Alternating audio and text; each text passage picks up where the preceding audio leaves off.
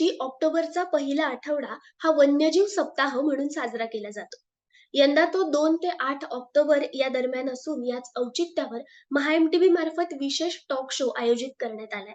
त्याचंच आजचं हे पहिलं पुष्प. विविध विषयांतील तज्ञांशी या सत्रामध्ये आपण चर्चा करणार आहोत. नमस्कार, मी समृद्धी ढमाले. महा-एम-टी-व्हीमध्ये तुम्हा सर्वांचं मनःपूर्वक स्वागत. वन्यजीव सप्ताह विशेष टॉक शोमध्ये आज आपण कांदळवन या विषयावर चर्चा करणार आहोत. कांदळवन किंवा खारफुटी याबद्दल आपण ऐकत असतोच.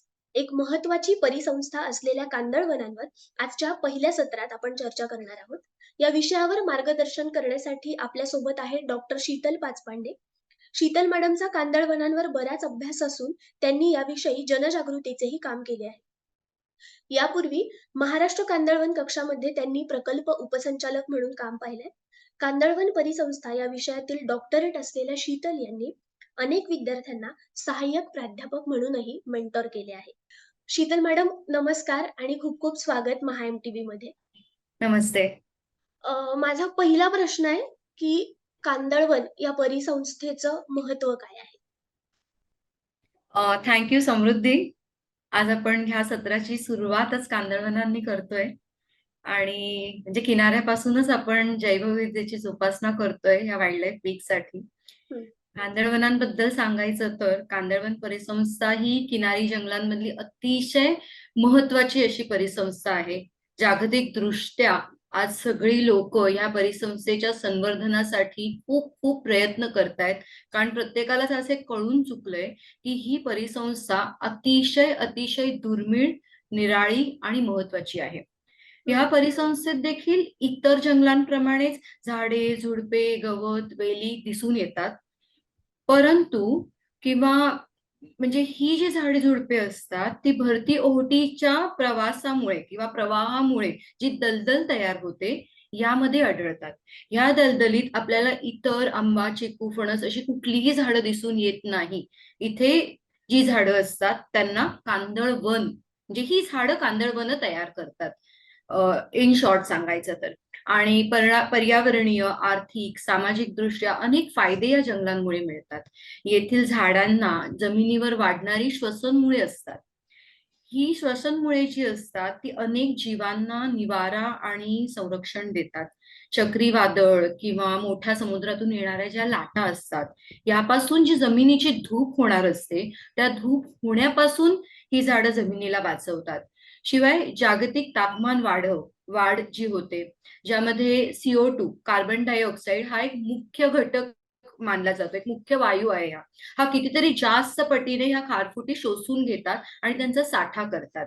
आणि ही जंगले जी आहेत हा याचा साठा करतात, म्हणूनच ही अतिशय महत्वाची आहे.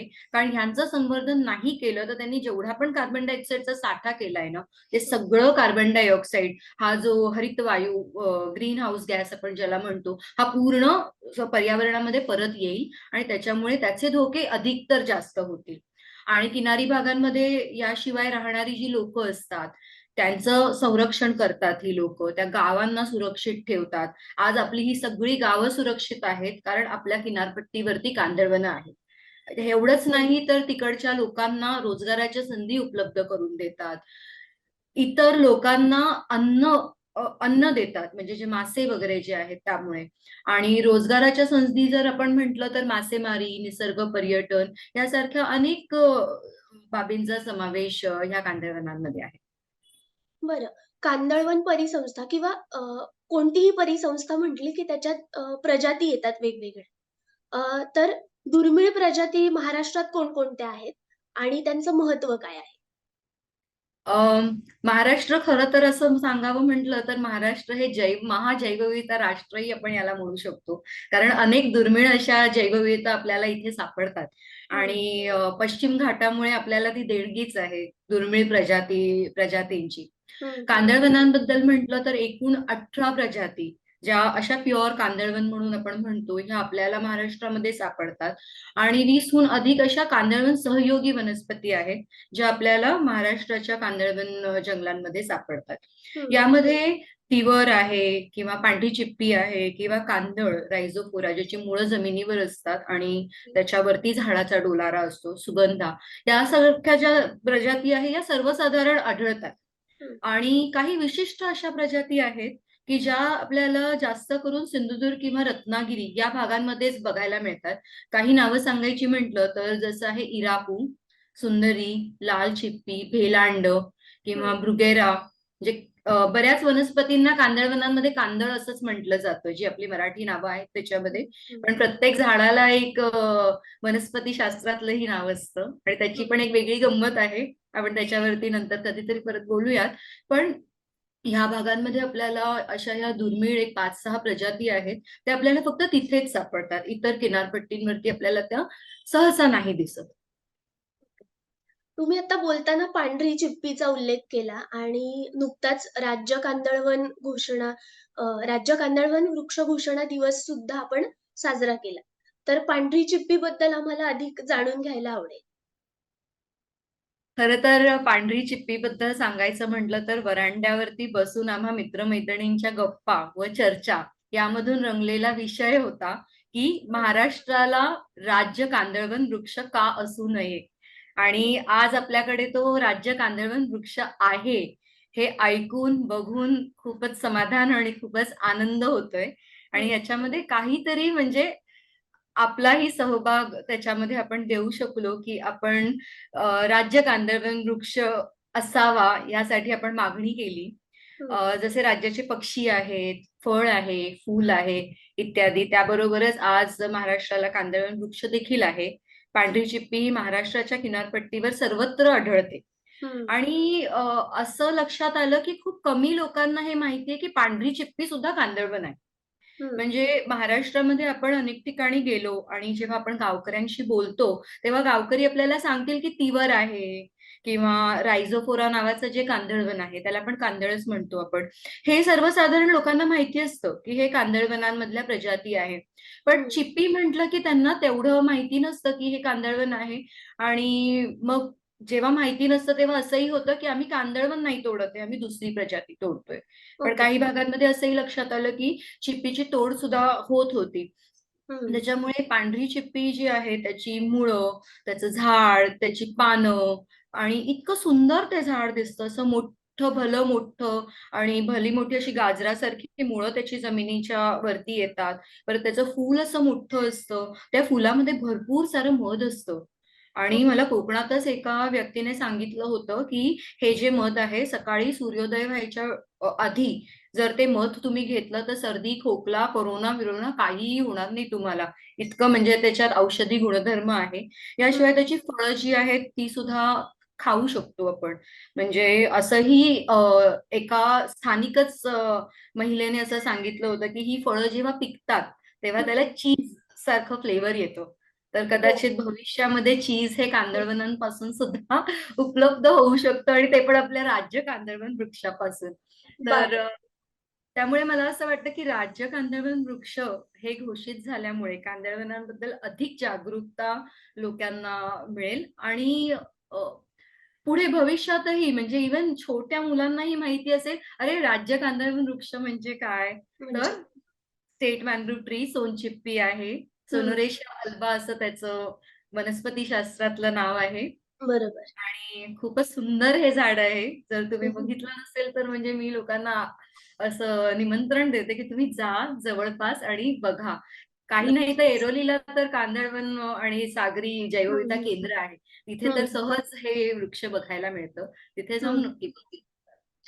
पांढरी चिप्पीचा आता तुम्ही औषधी उपयोग सांगितला. तसंच इतर कांदळवनांचे सुद्धा अनेक औषधी उपयोग असतात असं मी ऐकलंय. तर त्याबद्दल काय सांगता येईल आपल्याला? औषधी उपयोग खरं सांगू समृद्धी, की आपल्या महाराष्ट्राच्या किनारपट्टीवरती अजून कांदळवनांपासून मिळणाऱ्या औषधांवरती तेवढासा शोध झालेला नाही आहे. हं, आणि स्थानिक लोकं जी आहेत ना, ती ह्यांचा काही प्रमाणात, म्हणजे खूप नाही, पण काही प्रमाणात औषधं म्हणून वापर करतात. पण हं, कदाचित ती जी एक आधीची पिढी होती, ती पिढी त्याचा वापर करायची. आता जी येणारी आणि बदलती जी पिढी आहे, त्या पिढीपर्यंत ते ज्ञान जातंय की नाही हे आपण सांगू नाही शकत. बट असं ऐकण्यात आलंय की तिवर आहे, प्युअर हं. ह्याची जर पानं खाल्ली तर गुरांना किंवा गायी खूप जास्त प्रमाणात दूध देतात. हं, त्याच्यामुळे it is a natural kind of thing ना, की नॅचरल म्हणजे काही स्टिरॉइड्स किंवा काही न देता हं, कांदळवनांची पानं खाऊन दुधाचं प्रमाण वाढतं. म्हणजे गाय दूध हं, जास्त देते. हं. किंवा कांदळवनांमध्येच येणारी एक मारांडी म्हणून एक झुडूप आहे. त्या झुडपाचं मूळ खाल्लं तर जर सर्पदंश किंवा विंचू चावला असेल, तर ते डिटॉक्सिफिकेशन होतं त्याच्यामुळे. किंवा कांदळवनांमध्येच आपल्याला साल्वाडोरा किंवा मिस्वाक नावाची जी एक हं, वनस्पती हं. मिळते. त्याच्या हां. फळांपासून तेल काढतात, डहाणू वगैरे त्या भागांमध्ये आणि ते अँटी इन्फ्लेमेटरी म्हणून वापरतात. ते फक्त डहाणू हं. त्या भागातच मिळतं. बाकी कुठेही मिळत नाही.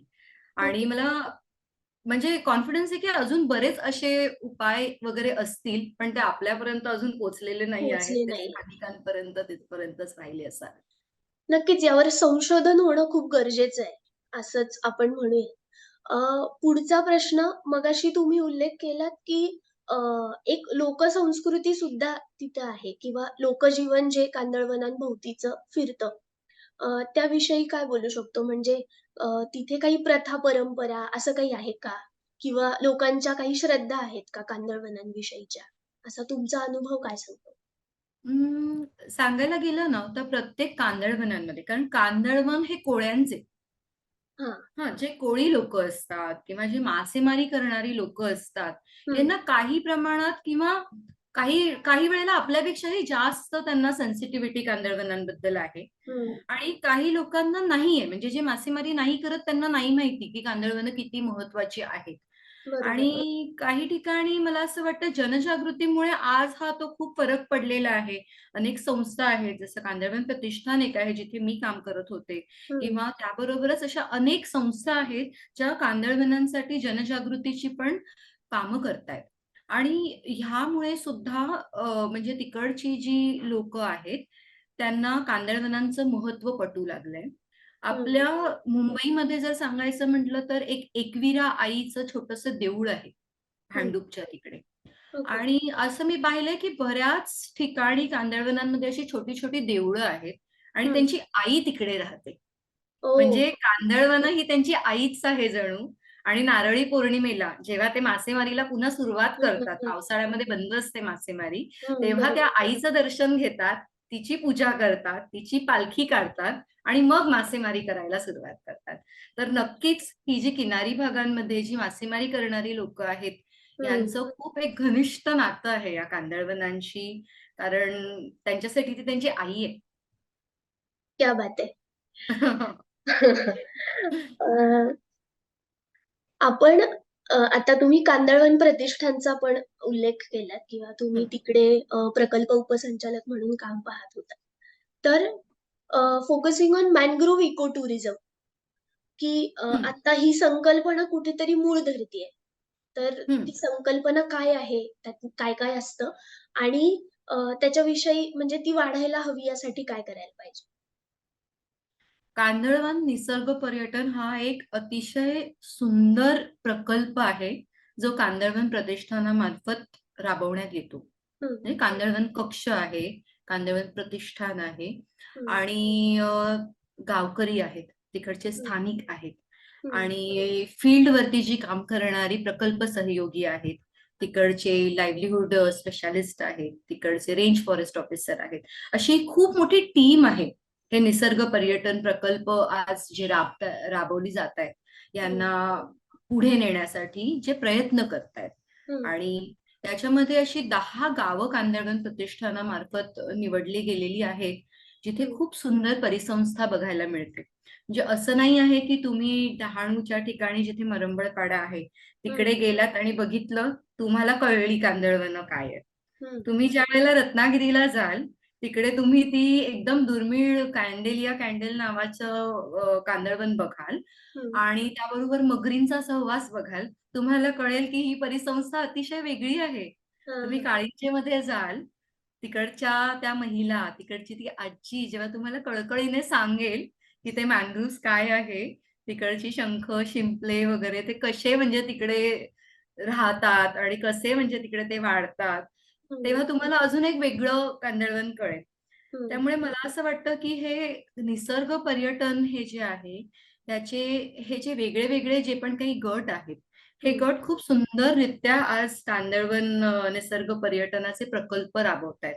हं, आणि आज कुठेतरी पर्यटन ह्याच्यामध्ये सुद्धा बदल घडणं फार गरजेचं आहे. म्हणजे आपण जेव्हा पर्यटन किंवा मला जेव्हा चेंज हवा आहे, जेव्हा मी हं, 3-4 दिवस कुठेतरी फिरायला जायचं आहे मला, तर हं. तिथे नुसतंच मी जाणार, खाणार, झोपणार, खाणार, कचरा करून येणार वगैरे असं हां, नाही. तिथे जाऊन तिथे निसर्ग काय आहे? कारण शेवटी आपण सगळे निसर्गाशी जोडले गेलेलो आहोत. बरोबर. आपल्याला जेवण तर आपण घरीही जेवतो. पण हं, आपण जेव्हा त्या निसर्गात जातो आणि त्या ठिकाणी आपण वेगळ्या गोष्टी खातो, मित्र-मैत्रिणींना भेटतो, हं, त्या जागेचा एक बदल असतो आणि ती जी जागा असते ना, त्या जागेची ती जादू असते जी आपल्याला रिफ्रेश करते. हं, हं. त्याच्यामुळे बरोबर.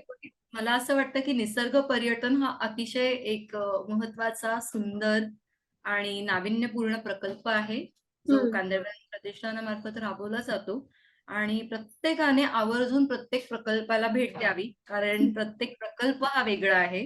हं. तिकडचे स्थानिक वेगळे आहेत. तुम्हाला मिळणारा अनुभव वेगळा आहे. बरोबर. अ, आपण पाहतोय की बऱ्याचदा अशा बातम्या येत असतात, की मॅनग्रोव्हवर अतिक्रमण झालं, इकडे अतिक्रमण झालं.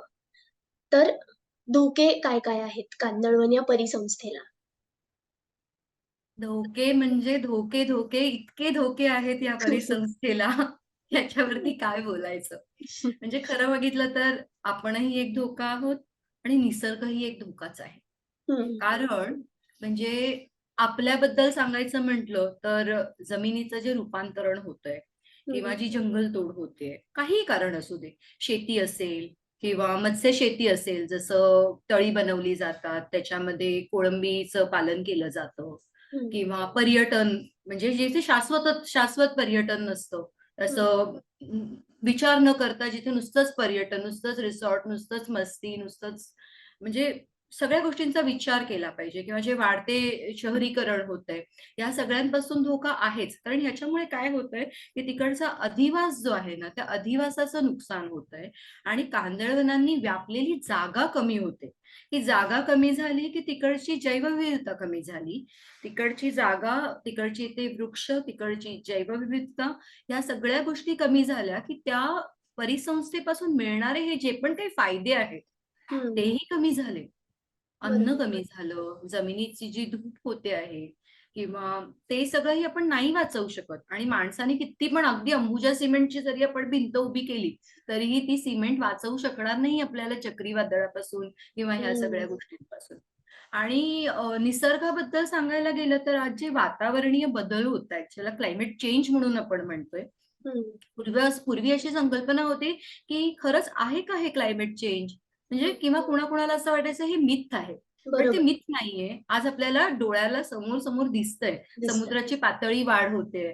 आपले जे हं, कासव अंडी घालतायत आणि जातायत. नंतर हं, त्यांची जी घरटी आहे ती पाण्याखाली जातायत. भरतीचं पाणी येतंय ते.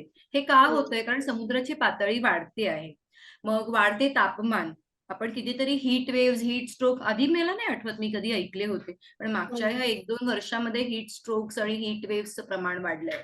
अनियमित होणारा पाऊस वाढलाय. परत वारंवार येणारे चक्रीवादळ. म्हणजे हं. ईस्ट कोस्टला तर बऱ्यापैकी म्हणजे चक्रीवादळ आपल्याला माहीत होते. पण आता वेस्ट कोस्टला पण आपल्याला चांगल्या पद्धतीनेच माहिती होणार आहे असं दिसतंय. बरोबर. आणि ज्या मोठ्या लाटा येतायत. हं, ते परत मग जसं शहरीकरण वाढतंय, उद्योगीकरण वाढतंय किंवा रासायनिक शेती केली जाते किंवा तेल हं, गळती होते किंवा म्हणजे ह्या सगळ्यामुळे जे काही प्रदूषण होतंय, प्लास्टिक म्हणजे आपण खूपच कचरा करतो हं. आणि जे आपण मध्ये सगळेच समावेश होतात. म्हणजे माझाही समावेश आहे त्याच्यामध्ये. बरोबर. तर हा जो कचरा आहे तो किती नाही म्हटलं तरी आपल्या घरातून जेव्हा बाहेर जातो तेव्हा कुठे जातो याचा आपण विचारच नाही करत. आणि या सगळ्याचे दुष्परिणाम आपल्याला कांदळवनांवरती आणि तिथल्या जीवांवर होताना दिसतात. तसेच इतर बाबी म्हणजे वाळू उपसणे हा पण एक प्रकार आहे हं, किंवा हं. अवाजवी प्रमाणात होणारी मासेमारी. तर ह्याचे देखील धोके आपल्याला कांदळवनांवरती दिसून येतात. आणि सगळ्यात मोठा धोका कांदळवनांना मला असं वाटतं या पलीकडेही आहे तो म्हणजे अज्ञान आणि नसलेली जागरूकता. बरोबर. त्याच्यामुळे जर आपण कांदळवनाला थोडी माहिती करून घेतली तर आपल्याला नक्कीच त्याच्याबद्दल प्रेम वाटेल आणि ते असे आहेत. हं. हं, हं. आणि त्यांच्याबद्दल जागरूकताही व्हायला खूप मदत होते. बरोबर. यालाच जोडून पुढचा प्रश्न आहे आणि तो शेवटचा आहे, पण अत्यंत महत्त्वाचा आहे कारण त्याच्यातून आपण कन्क्लुजनला येणार आहोत.